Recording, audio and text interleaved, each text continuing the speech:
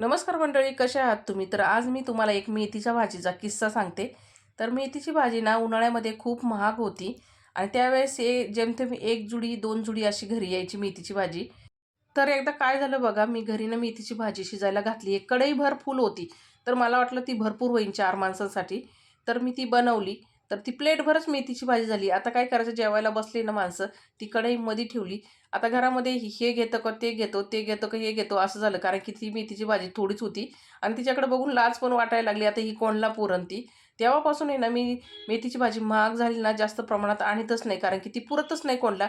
आता मात्र भरपूर आणते कारण की स्वस्त झालेली आहे. मिरच्या मुलींना पण आवडते.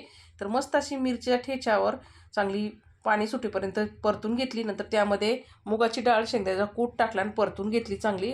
वाफेवरती शिजून आपली तयार झाली मेथीची भाजी. तर मंडळी, तुमच्याबरोबर पण असाच किस्सा घडला का? कमेंट करून नक्की सांगा. भेटूया पुढच्या व्हिडिओमध्ये. धन्यवाद.